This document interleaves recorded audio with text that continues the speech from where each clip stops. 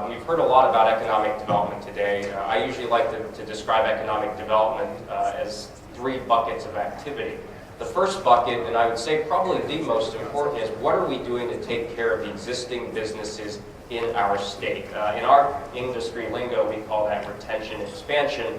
But again, to put it in simple terms, it's taking care of who's already doing business in the state and making sure they keep their doors open and that they continue to add people and payroll as the years go on. Very, very important. You've heard many of the speakers talk about that today.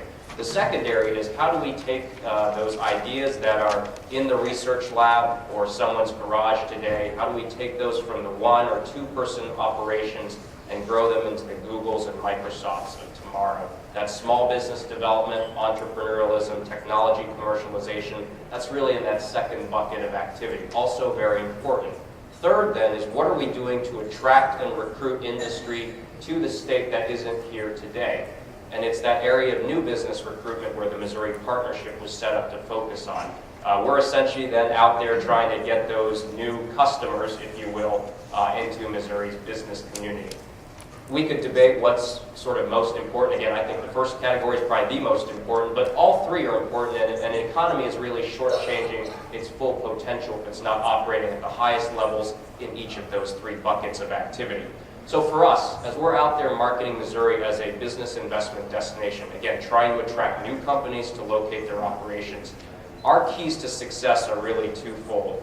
First, we've got to have strong product. And second, we've got to have strong packaging.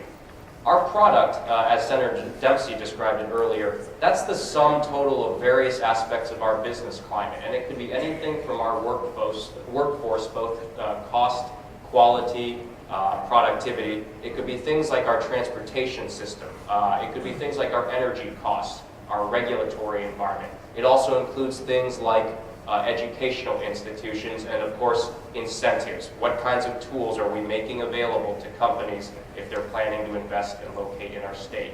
If we aren't operating at the highest level across each of those subcategories of what our product is as a business investment destination, we're going to be limited in our success. And that's why I think business advocacy groups like the Missouri Chamber play such a huge role in making sure that we've got the strongest and most compelling business climate out there among any of the 50 states. That's one half of our success. The other half is packaging.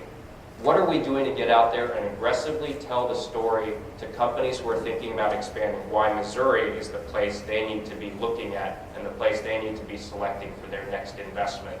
We could have the best product in the world, the most attractive business climate, but if we aren't investing any resources in telling the story to companies who may be poised to expand, then of course we're limiting our chances of success. Conversely, we could have as many dollars as we want invested in the marketing and salesmanship of promoting Missouri, but if we don't have a fundamentally superior or competitive product, again, our chances of success are going to be limited. So as we get out there, Tracy and others around the world, delivering the message and building the right relationships with the people who decide where a new investment goes, our focus is on making sure that the product is competitive, but that the messaging and the packaging is also as aggressive as possible. We know, as Chris mentioned, there are 3 basic strategies for economic development. We can recruit businesses here, expand businesses that are located here, and we can have new business formation or entrepreneurism. And if you look historically, new business formation or entrepreneurism has been very successful in the state of Missouri. In fact, 7 of the 10 largest companies still headquartered around this state were started by individual entrepreneurs around the turn of the century. And what do I think is significant about that? What was significant is that at the turn of the century, of course, Missouri was at the frontier. We had natural and distinct advantages in terms of access to capital and entrepreneurial talent. And we're still enjoying some successes today, but you heard Senator Dempsey mention the Job Creation 2020 Committee, where they were looking to the future. And I looked into the data.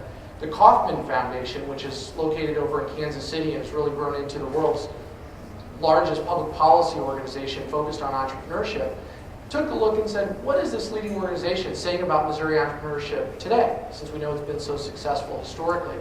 Certainly we're enjoying some successes, but when you look at the data, Missouri is now ranking 37th overall, 49th in terms of entrepreneurial activity, and 50th out of 50 in new business launches per month. We have got to turn those numbers around. We know it's been a successful strategy. We know that those small businesses, especially around technology, are critical to growing the economy. And so we've got to be putting some resources there. And there are very limited resources today in that area. And as Tracy mentioned, I think that's why there is so much excitement around Milsira. The whole idea for a Milsira or a Reinvestment Act actually started in the Kansas City region in 2003. People planted the idea.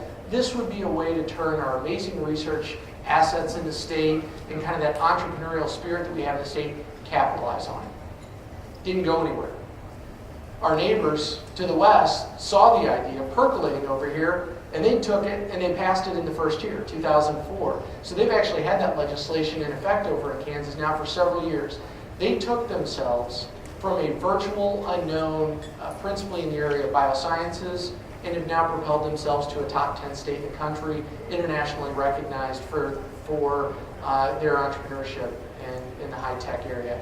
Those are the kinds of powerful results you can get from a long-term strategic focus in this area, and those are the kind of results we'd like to bring from Missouri. You can probably guess I spend 100% of my time speaking in positive terms about Missouri, marketing it as the best possible place. So it's always a bit of a challenge to look inward at what our vulnerabilities are.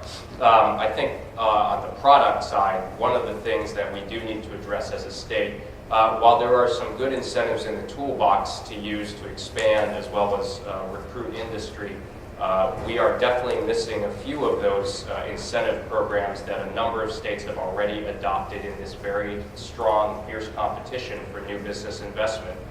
Chiefly, those couple of things include programs like a deal closing fund or some way to front load a financial benefit to a company who's contemplating making an expansion or new location project in this state. 30 states have some variation of a deal closing fund or equivalent type of incentive. Missouri is one of the 20 that still do not. 7 of our surrounding 8 states have either a deal closing fund or a de facto equivalent of a deal closing fund.